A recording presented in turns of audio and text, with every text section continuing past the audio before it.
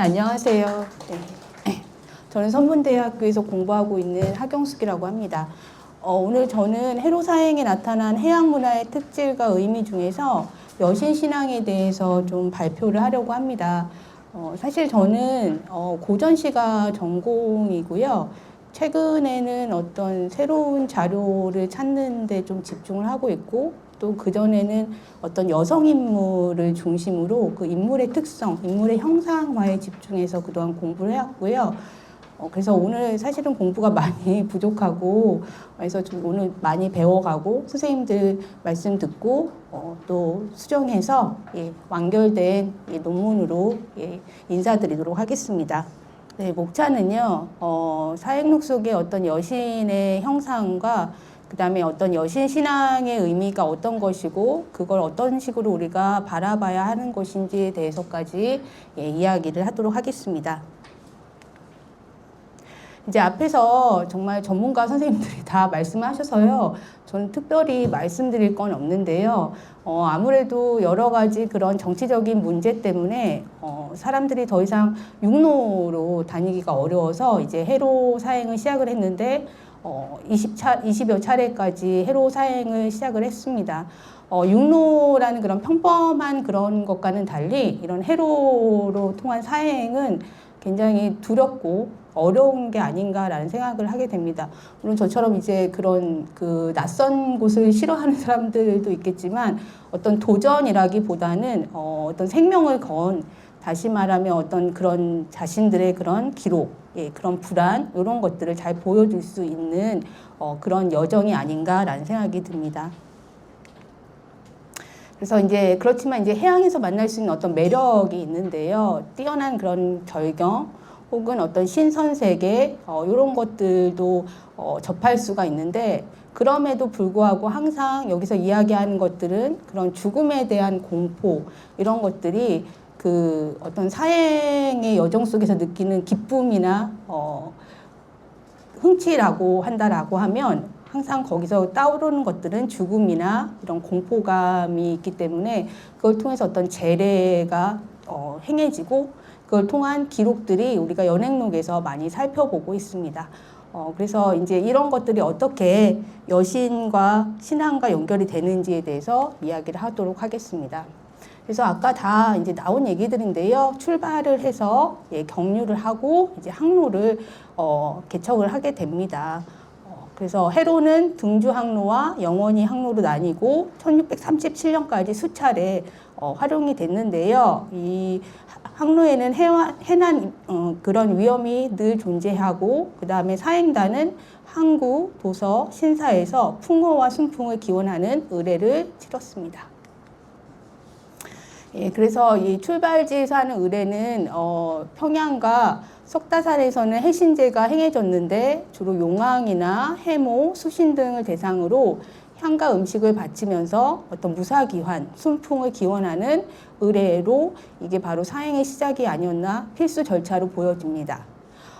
그 항로상의 의례가 있는데요. 이런 바래만과 장산도 일대에 도달하면 이게 이제 조명 경계가 돼서 국제 해상도서로 볼 수가 있고, 거기서 삼신사, 해신묘, 천비묘 등에서 이런 그 현지에 있는 신앙과 이런 조선 사행단의 그런 의례가 같이 결합이 돼서 의례가 행해지고 있습니다. 그리고 도착을 하면 산동 연해 등주, 내주, 청주에 이르면 중국의 마조 신앙의 중심지를 만나게 되고, 이곳에서 어떤 천비묘 참배, 그 다음에 향로봉헌, 그 다음에 순풍기원 등의 어떤 마조 숭배가 전통이 됐다고 할 수가 있습니다.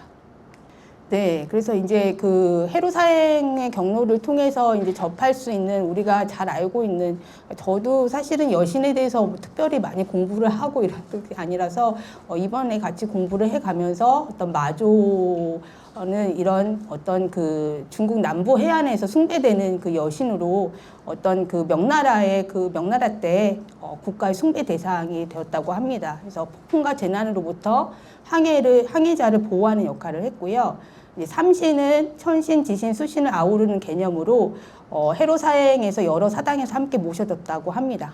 그리고 해모는 조선의 해신 중의 하나로 바다의 어머니로 이야기를 하면서 풍어와 항해 안전을 기원하는 대상이었다고 합니다. 용왕은 이제 뭐 그 공통의 수신으로 바다와 물을 다스리는 신으로 조선 사행단은 용왕에게 안전한 항해를 기원했다라고 합니다. 그래서 이제 조천일기와 조천 일록에 나타나는 그런 여신의 모습을 살펴보면요, 이제 앞에서 얘기했던 것처럼 이런 그 제사나 그 묘를 이렇게 정확히 기록을 하고요. 그 다음에 이제 이 마조 같은 이 여성의 신격을 인지하게 되면서 그러면서 이 사행단은 그 현지의 그런 민간 신앙에 이제 주목을 하게 됩니다. 근데 이제 계속 나오는 얘기가 이제 두 가지의 그런 관점을 갖고 성리학적 거리두기라고 해서 이런 성리학적에 젖어 있는 이 사행단이 그럼에도 불구하고 자신들이 너무나 그런 위험에 처해 있으니까 그때는 이제 이런 신앙을 가지고 이야기를 하게 된다. 그럼에도 불구하고 항상 그런 거리두기를 하고 있다. 이런 사행인의 비판적인 태도가 가장 많이 나타나는 부분으로 자주 이야기를 하고 있습니다. 최연도 이게 평가하기를 설만하니 우둔한 민간이다라고 얘기를 하면서도 그러면서도 어떤 여기 보시면 삼간 숭배가 도교, 불교, 남성신, 여성신을 복합으로 포괄하고 있다는 사실을 객관적으로 기록을 했다라고 얘기를 합니다. 그리고 같이 이런 의식에 참여했다라는 것을 알 수가 있습니다. 그러면서 이제 여신이 어떤 역할을 하고 있는가, 이제 우리가 알고 있는 이야기지만 다시 한번 점검을 해보면 첫 번째는 이런 항해의 수호자라고 할 수가 있습니다. 아무래도 위험하다 보니까 이제 풍랑을 만나게 되고 암초를 피하게 하는 어떤 절대적인 그런 존재로 이 여신에게 간절히 기도하겠죠. 항해의 안전을 위해서. 두 번째는 늘 나오는 이야기입니다. 어떤 생명, 그 다음에 풍요의 그런 창조자. 그래서 여신이 어떤 바다의 생태계를 주관하고 그런 생명의 근원이면서 어떻게 보면 이제 그런 식량에 공급할 수 있는 어행을 좀 약속할 수 있는 그런 존재가 아닌가라고 기대를 하면서 사실은 이런 물질적이면서 정신적인 풍요를 기대하게 한다. 그다음 세 번째는 어떤 모성적인 위로자라고 해서 그 불안한 마음을 좀 어루어 만져줄 수 있는 존재. 그 다음에 어떤 국제적인 신앙의 매개자라고 해서 다양한 이름이겠지만 사실은 본질적으로 살펴봤을 때 이런 여신 숭배를 통해서 다양한 문화가 좀 접할 수 있다. 다양한 문화가 통합할 수 있다. 그리고 항상 이야기하는 거죠. 지혜와 통찰. 우리가 모성을 떠오를 때 항상 지혜, 그 다음에 통찰을 떠올리는 것처럼 이 사람들이 어떤 길을 잃거나 어떤 결정을 내려야 하는 그런 시기가 왔을 때는 어떤 꿈이나 계시를 통해서 자신들의 그런 항로, 그 다음에 판단을 할 수 있는 그런 길잡이, 지지대가 되었다라고 알 수가 있습니다. 그래서 이 여신이 어떤 실질적인 생존, 그 다음에 어떤 문화적인 상상, 그 다음에 공동체와 그런 국가적인 표상, 그 다음에 문화 교류까지 아우를 수 있는 일종의 해로 사행의 축으로 자리한 게 아닌가라는 생각을 하게 합니다. 그러면서 여기 보시면 그 해양신앙은 바다에 대한 어떤 인간의 도전을 독려하면서 성장했다라고 할 수가 있고, 그 다음에 여신이 있는데 그 여신은 늘 나오는 것처럼 어떤 생명이라든지 재생이라든지 부활로 이야기를 할 수가 있다. 그래서 보시면 항해신앙이 어떤 의미를 갖고 있는가. 첫 번째는 제일 중요한 게 이제 상인단에서 이런 의뢰를 하고 뭐 기원을 하고 하는 것들이 결국은 자신의 그런 생존이 가장 중요한 문제인 것 같아요. 첫 번째는 생존이고요. 두 번째는 어떤 그 자기네들이 원하는 것들, 원하는 목적이 있어서 그거에 대한 신앙일 수도 있고요. 세 번째는 어떤 기록을 하긴 하고, 그 다음에 어떤 극적 전환을 구성하고, 그 다음에 이를 통해서 후대 사람들에게도 강하게 이야기할 수 있는 그런 상황이 되지 않나라고 할 수가 있습니다. 네, 여기서는 이제 사행시에서 이렇게 여성신앙에 대해서 이제 이야기를 하고 있습니다. 이 시 같은 경우는요, 조천 후록에 나오는 그런 구절인데요. 조선 사행단이 어떤 북경으로 향하는 그런 험난한 해상 여정을 생생하게 묘사를 하고 있습니다. 그러면서 한여름의 폭염, 그 다음에 거친 파도 속에서도 왕명을 수행하기 위해서 바다에 나서는 어떤 사신의 결연한 의지와 위험, 그 다음에 그런 여정이 극적으로 잘 보여주고 있습니다. 그러면서도 어떤 풍신이나 내신이라는 어떤 신적 존재의 개입을 좀 해석을 하게 됩니다. 그래서 이런 사행단의 생사를 좌우하는 어떤 그 절대적인 힘으로 인식되었던 어떤 바다의 공포를 잘 보여주는 그런 작품이기도 하면서 이런 절망 속에서도 더욱더 신들에게 의지할 수밖에 없는 그런 상황이 아닌가, 그 핵심에는 이런 여신이 있는 게 아닌가라고 고민을 해보게 됩니다. 이건 조천일기, 홍오의 조천일기에 나오는 구절인데, 이제 여기에 보면 용왕이 나오는데, 이제 주로 문학작품 속에서 용왕이라는 게 그 용왕을 갔다 오면 어떤 모험을 했다라고 이제 이야기를 하는데, 여기서도 그런 모험의 의미도 있지만 어떤 재생과 그런 복원의 의미도 있지 않나라고 좀 해석을 해볼 수가 있습니다. 제문의 어떤 여성 신앙을 볼 수가 있는데요. 예, 제문은 단순히 생존하는 게 아니라 어떤 조선 왕의 그런 명령을 받들고 그다음에 그 임무를 완수해야 된다라는 그런 간곡한 바람과 아울러서 이미 그 희생된 그런 상황에서 더 이상 사고가 없기를 바라는 그런 기원이 절실하게 담겨져 있습니다. 여기 좀 저는 이덕형의 조청록에서 이게 좀 재밌었던 부분이라서 조금 골랐습니다. 노파의 형상을 한 해령은 해양 신양에서 모성이 지닌 특질과 연결할 수가 있다. 이런 해상의 안정과 풍어를 기원하면서 신을 향한 절대적인 순종과 호의를 보여주고 자신의 안녕을 의탁하고자 한다. 그 신앙의 바탕에는 자연의 힘 앞에 굴복할 수밖에 없는 인간의 본능적인 그 공포와 바다를 통제하지 못하는 인류 문명의 불안에 대해서 자리하고 있다. 그리고 냉혹한 자연 법칙 속에서 자신의 안위를 보호해 줄 만한 신에 대한 믿음을 더해서 서로 간의 어떤 소통과 협의를 더욱더 믿고자 한다라고 생각할 수가 있습니다. 요거는 이제 계양제문의 일부입니다. 조선 사행단의 순조로운 항해를 기원하면서 바다의 신령들에게 올린 기도문인데 어떤 해양 여신 신앙을 좀 잘 보여준다라고 할 수가 있습니다. 이 제문에서 이 천비가 굉장히 자애롭고 어짐을 드러냈다라고 하면서 가장 숭배되던 여신인 마조에 대한 어떤 신앙심을 보여주기도 하고, 이 천비라는 게 이 마조의 별칭인데 송나라 초 복권 포전 미주도의 무녀 인묵으로부터 유래해서 바다의 수호신으로 널리 사람들에게 알려졌습니다. 그래서 이 사행단이 그런 자비로움과 영험한 능력이 이들을 보호해 줄 것이다 라고 굳게 믿고 있습니다. 그다음에 이건 채연의 3차 천미묘를 관찰한 그런 기록인데요.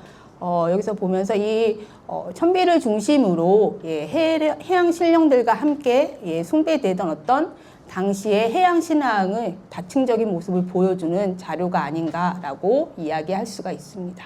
그래서 여기서 이제 그 여신 신앙의 특질을 살펴보면 어떤 절박한 실천적 의뢰라고 해서 어떤 자신들의 생존 전략이라고도 이야기를 하고, 또 어떤 성리학적인 그런 합리주의와의 그런 문제를 좀 고민해 볼 수 있는 근간이 되지 않나. 어리석다, 이런 해신을 숭배하고 이런 게 어리석다라고 생각하는 그런 유학자도 있지만, 사실은 그런 거친 풍랑 속에서, 어려움 속에서 나타나는 이런 해령이나 이런 해신을 생각하면서 제사를 지내고 이렇게 실천적 의뢰에 동참하는 그런 모습이 어떤 이성적인 판단, 생존, 그 갈등 사이에서 둘의 긴장을 잘 보여주는 하나의 상황이 아닌가라고 설명을 할 수가 있습니다. 근데 이제 제가 얘기하고 싶었던 이제 지점은 가장 중요하게 생각하는 지점은 이제 요옥인데요. 조금 더 많이 좀 공부를 좀 해야 될 것 같습니다. 그래서 사실은 그냥 단순히 해로 사행이 그냥 바다를 건너고 이런 외교의 문제가 아니라, 어떻게 보면 이제 어떻게 바다를 건널 것인가, 이런 바람을 어떻게 잡을 것인가에 대한 어떤 기술이나 이 사람들이 갖고 있는 어떤 지식, 그 다음에 어떤 신앙심, 이런 것들이 유기적으로 결합된 일종의 해상 문화의 교차점이 아닌가라고 생각을 할 수가 있습니다. 그래서 이게 항해에 성공하려면 아무래도 위험을 관리를 해야겠죠. 그러면서 이 사람들이 어떻게 관측하고 이런 기술을 많이 고민을 했고요. 그 다음에 이 선원들이, 사행단의 선원들이 바람의 방향이라든지 색이라든지 조류의 흐름이라든지 구름과 별의 상태라든지 이런 거 조수의 명암까지도 굉장히 세밀하게 관측하고 항해일지에 상세하게 기록했다라고 쓰여져 있습니다. 그러면서 이 사람들의 이런 고민들 이런 것들이 결국은 과학적인 관측 플러스 자신들의 어떤 믿음 신앙 이런 종교적 영험이 그 염원이 융합돼서 어떤 자신들의 위험에 대응한 해양 문화의 어떤 특성을 잘 보여주는 게 아닌가라고 설명을 할 수가 있습니다. 그래서 이제 마지막으로 정리를 하면 이제 해로사행 여신 신앙을 어떻게 볼 것인가, 이걸 또 현대적으로 어떻게 생각해 볼 것인가까지 이제 고민을 조금 더 해야 될 것 같고요. 어떤 해양 문화의 어떤 정체성 안에 이런 여신 문화가 있지 않았나라고 생각을 해볼 수 있고, 이런 것들을 통해서 서로 이런 그 교류를 할 수 있는 어떤 국제적인 신앙의 교류의 그 기반이 될 수 있으면서 그 사행록에 남겨져 있는 여러 해양 신앙이나 여신 의례의 묘사는 오늘날의 어떤 동아시아를 기반할 수 있는 신화나 의례나 종교관에 대한 가치를 가질 수가 있습니다. 그리고 이런 17세기 단순하게 외교적인 문제가 아니라 그런 해양 문명의 어떤 형성, 전파, 그리고 생존 본능, 그 다음에 문화적 상호작용까지도 집약적으로 보여주는 사례가 아닌가라고 이야기를 할 수가 있습니다. 그래서 이렇게 보시면 될 것 같습니다. 네, 들어주셔서 감사합니다.